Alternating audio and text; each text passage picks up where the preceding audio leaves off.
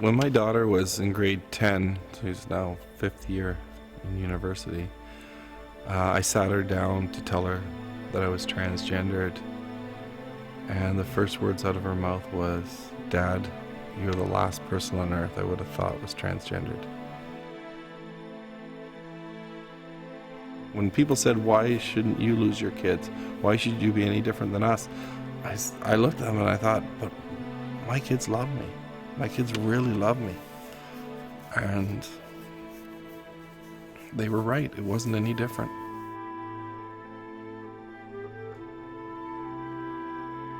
The biggest myths and stereotypes about transgendered people is that we're freaks. History has proven that time and time again, giving more rights to more people has only created better societies. Have I ever experienced verbal harassment? Constantly. The slurs that they come up with, they're unbelievable. You know, people will say the meanest, cruelest things just because they feel they have the right to, because you're different. I have not actually experienced physical assault. It's never come to that. There's been a lot of attempted assaults.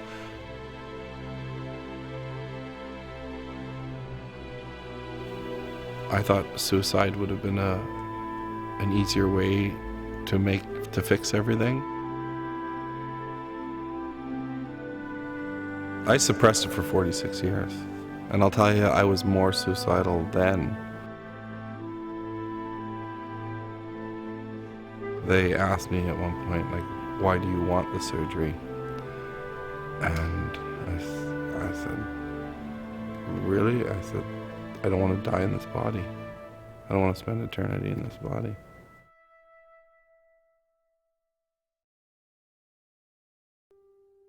My name is Stefonknee Wolscht. I was born in 1963 as Paul Andrew Walsh in Scarborough, Ontario, and I'm now living as a trans woman. Transgender is the umbrella term that encompasses transsexual, transvestite, cross-dresser, genderqueer, all these different labels. Transgendered basically means that you don't fit within the gender binary, that your male, female definitions of gender do not apply to you. So if you are male to female, you are a trans woman. If you're female to male, you're a trans man. And there's also genderqueer and gender questioning, two-spirited, and those are all transgender terms. I've experienced intimidation in courtrooms. I've experienced intimidation on the street. I've experienced intimidation in the hospitals. Throughout most of my life, I had no reason to have a resume or apply for a job. After coming out as transgendered, I've learned how to write a good resume and put together all of my abilities on a sheet of paper, and I haven't received one call. They're not going to come out and say, "We're not going to let you stay here because you're transgendered," but it is very hard for trans people to find apartments. In fact, most trans people will put up with a lot from landlords and stay where they are because at least they have a place to live rather than going to a homeless shelter. If they lose the place they've got, it's very hard to find another place.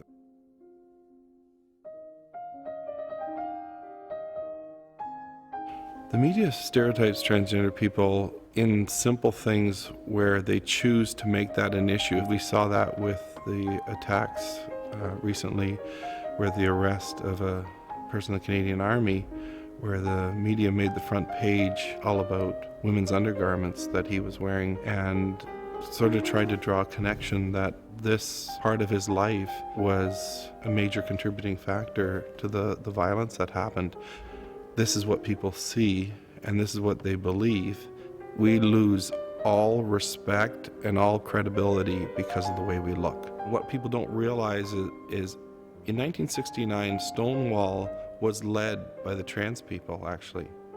It was the drag queens and the trans people that led the march. Over the years, since 1969, gay men were the first to get some rights, then lesbian women got some rights. Somehow in the last 40 years, the trans community has been left behind.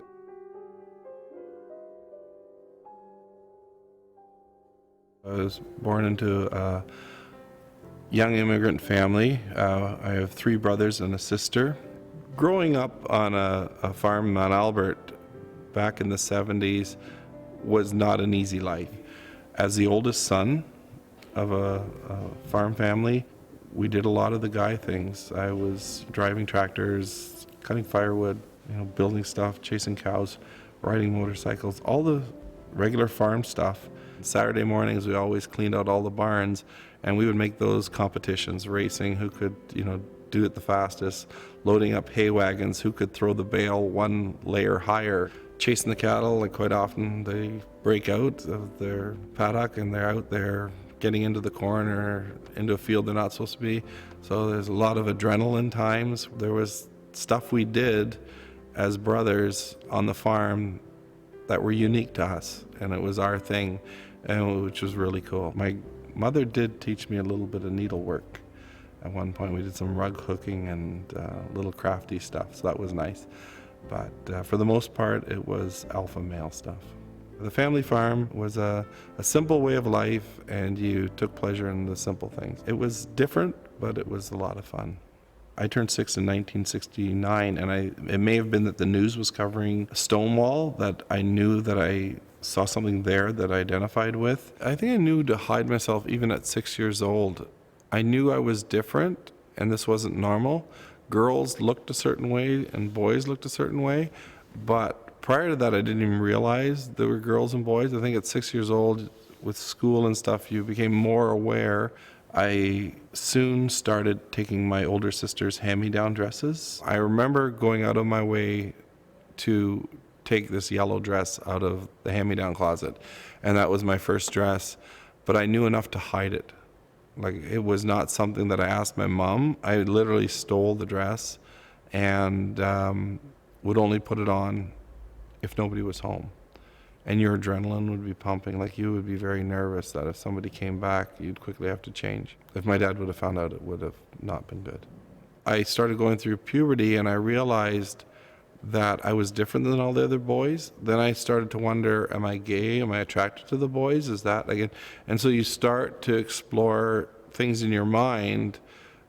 Where do you fit in? And I knew what gay was. I knew what lesbian was. I didn't know what trans was. There was the odd thing in the news every once in a while that you would hear, and then you would take that and digest it and see how it applies to yourself. Going to school was interesting. Back in those days, there was still a lineup for the girls and a lineup for the boys. And quite often the girls had their play area and the boys played in a different area. And I know myself and my best friend, and even another friend that we had, would quite often play in the wrong area. High school, again,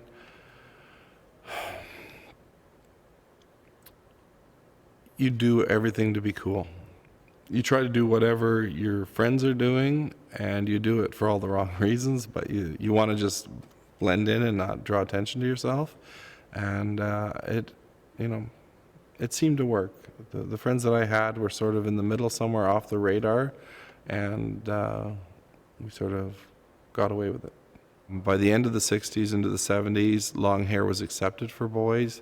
Quite often, you could hide things you were doing, at that point would have, I would wear girls' underwear, right? And I would just make sure that it wasn't showing. Towards the end of high school, I started dating a girl that went on to become my wife. And at one point, she saw me going through a Sears catalog and saw that I was looking at bras and underwear. So she questioned me about it, and when I explained it to her, the next day she came and she had bought me a skirt and a blouse and a camisole. And at that point, I think I fell in love. Once I had a girlfriend that knew I was transgendered or cross-dresser in those days and accepted me, it was easier to do things. She would obviously do the shopping for me. She would cover for me if anything, like, even if I slipped up and somebody saw something, she could say, oh, I was just messing around with nail polish, made excuses why I looked the way I did. And it made it easier. And plus, having a girlfriend, I didn't have to question whether I was gay or straight anymore. It's a kind of town where you didn't come out. Quite honestly, the repercussions, even where I went to high school, we went to the closest city to go to high school. Back in the 70s, you didn't come out as gay or lesbian, let alone trans. And even prior to me leaving a year ago, one of our friends killed himself rather than come out that he was gay. The discrimination is so bad that my siblings fear for the way they'll be treated if people find out that I'm transgendered. So there were times where I would change my look just to try to blend in better. It was frustrating. To live in an environment like that, you actually become transphobic and homophobic yourself as a way to disassociate yourself from that label. And quite often, I found myself saying and doing things, especially as a teenager, that were polar opposites. The first few times that I went to Pride, I lied to neighbors and friends where I was going. I didn't want them to know I was in Toronto for that reason. And a few times, people had even said, oh, you were down in Toronto for to be down the village, to hang out with the gay people. And I denied it out of fear, because you don't want to be rejected. That actually happened at a church meeting up there. Somebody said it, and rather than deal with it, I chose to deny it. Being transgendered tested my faith like nothing else ever could. Me and God got along really good because there were no big floods or any catastrophes in my life. And then not just being outed as transgendered and being told by a priest that I'm possessed by the evil one, and then ending up leaving my church because I can't find anybody that wants to hang around with me or let me volunteer or anything. My prayers quickly went to, you promised you'd never give me a cross that was too heavy to bear. You lied. So going through high school, yeah, we did do the boyfriend-girlfriend dating stuff, and secretly I was still dressing and getting better at hiding it. Towards 19 and 20, when I was just finishing high school, I actually would dress up and come to the city. Here in Toronto, there was a group for cross-dressers called Take a Walk on the Wild Side, and I met people there that were like me, and my wife and I were just dating at the time. We would come down here on a date where I would be able to be the girl, and it worked. We got married in 1986. So we were young and optimistic, and started a family right away.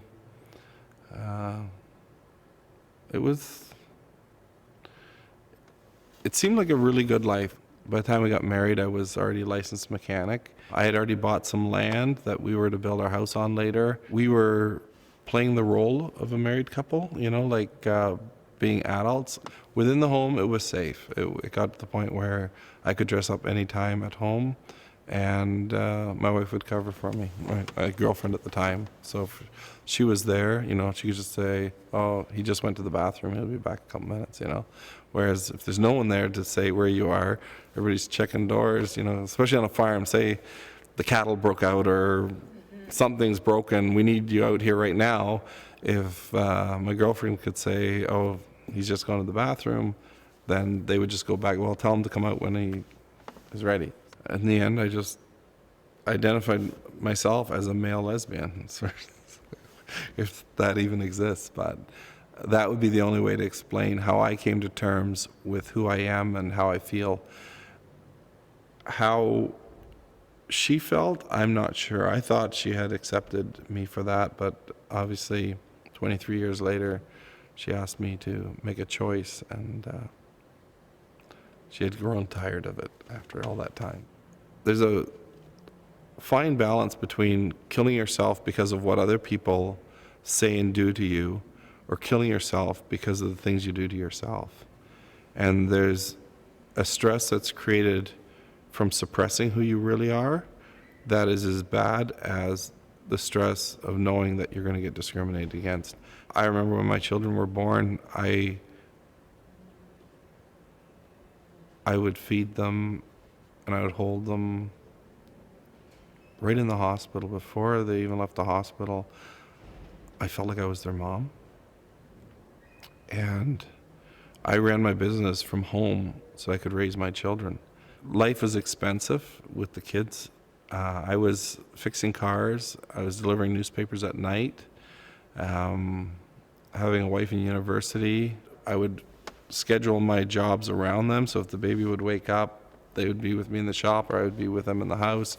And if they were napping, we'd have a baby monitor, and I'd be listening for them to wake up, and I'd fix the car while they were doing that. So it was pretty hectic. I think when people came, if we weren't being disrupted by customers or commitments where we had to be somewhere, it would be, oh, we got to feed the baby, oh, we got to change the baby, or we got to start dinner. In the end, we were really tired. It was times 7, right? It was cool. It was a lot of fun. They say the darndest things, and they look at the world uniquely. Out of the 7 of them, no 2 are the same. They're all their own little individual person, even as babies, and they do things differently, and they are just special. They just have their own special way of expressing who they are. Eventually, I told all my children that I was transgendered. In the beginning, I told my oldest daughter, she was in grade 11, I think this was like 2004 or 2005.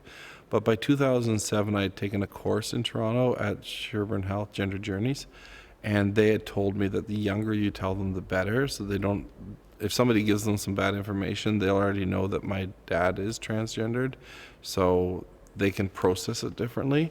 So by 2007, I told all my children that I was transgendered, and for the most part, they took it pretty good. Our middle child had the biggest issue with this, and he was just starting puberty, so I understand that's a time when they're trying to figure out who they are, and now to find out that your dad isn't who you think your dad is, it would be very confusing. So for him, it wasn't fair. His 2 older sisters knew already, and the 3 younger kids,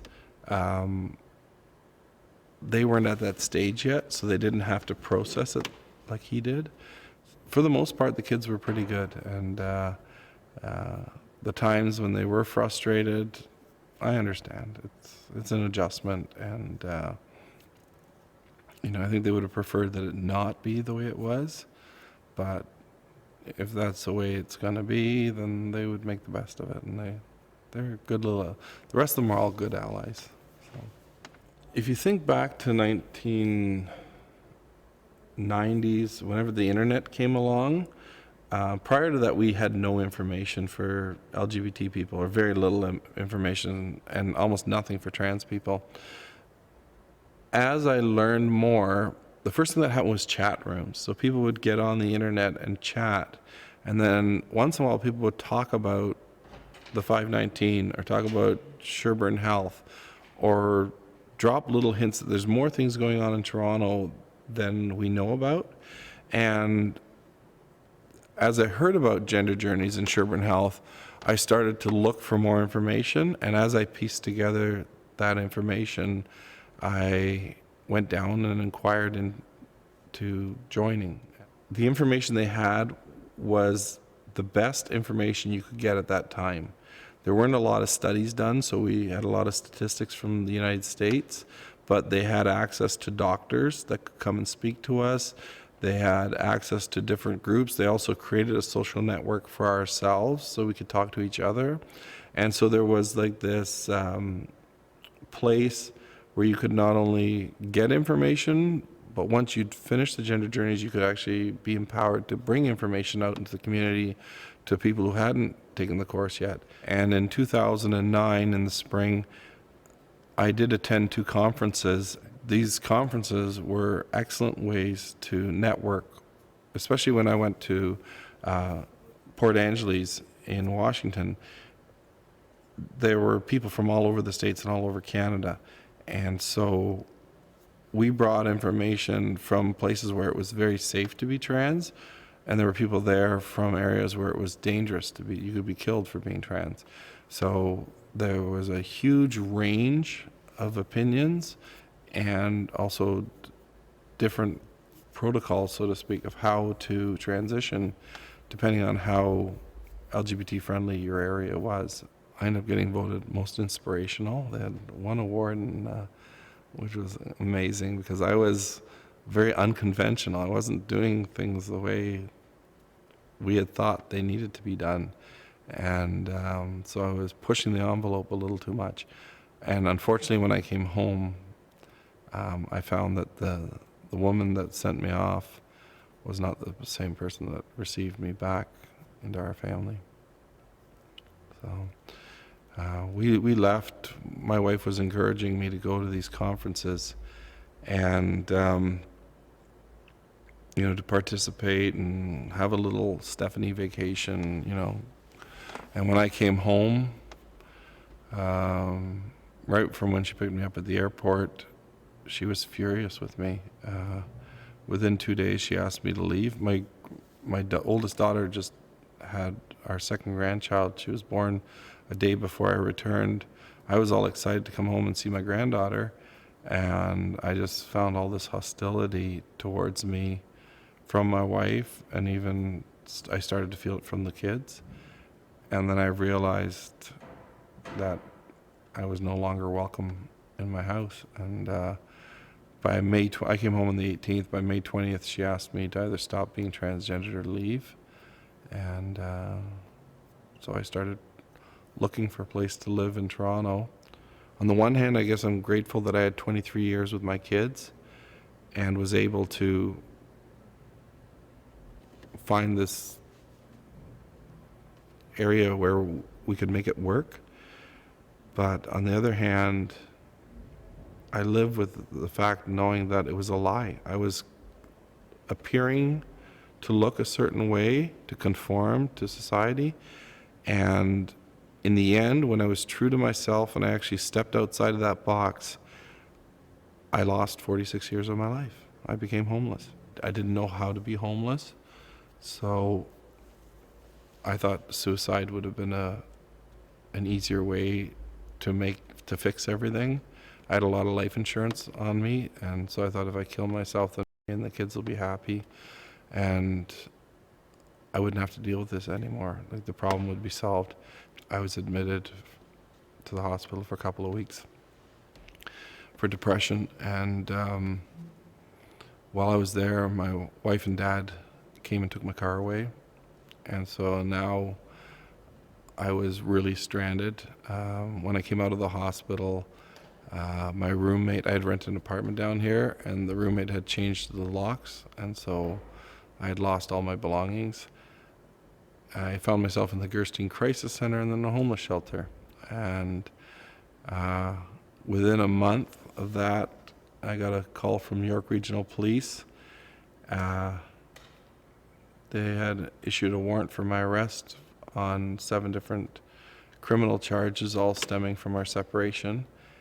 And I found myself for the next 10 months trying to defend myself against criminal proceedings, trying to cope with life in a shelter, medicated for depression, trying to create some kind of separation agreement. So I found myself frustrated and up against all these barriers and issues that I didn't even understand. And so the thoughts of suicide never left. I just became so frustrated and so tired.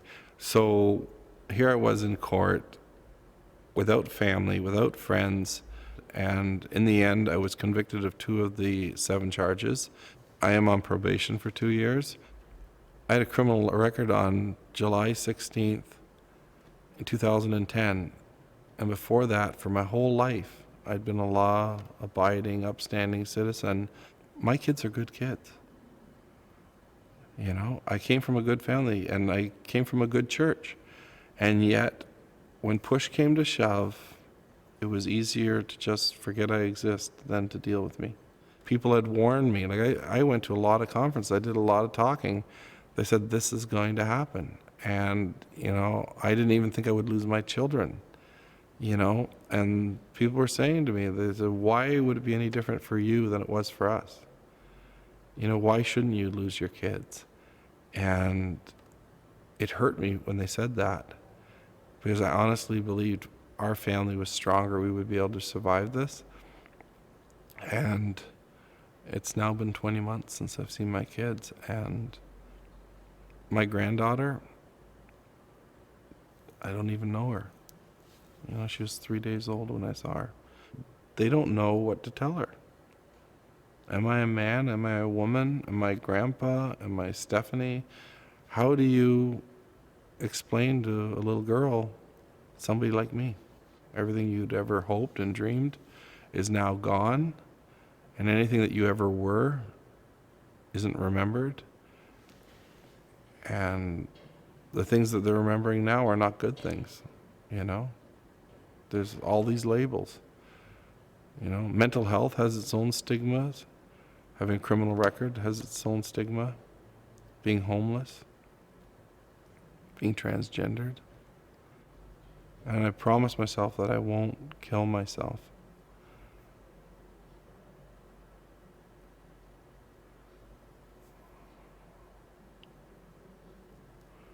But sometimes you don't want to keep that promise.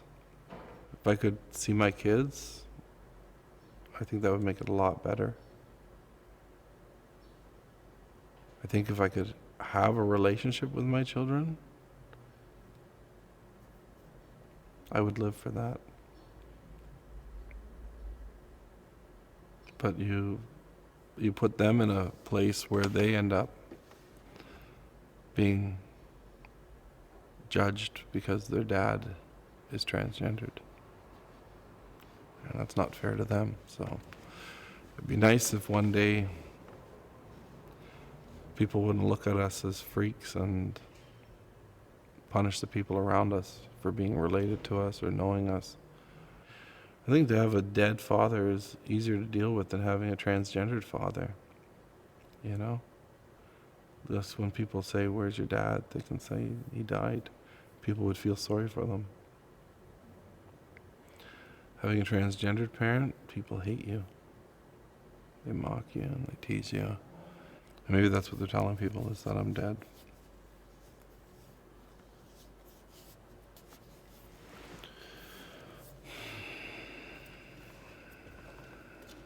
Bill C-389 is a piece of legislature in Ottawa that is adding transgendered people to the Canadian Charter of Rights to basically amend it to include gender identity and gender expression. Gender identity is what you believe yourself to be inside, between your ears, what your mind is telling you you're either male or female or neither or both.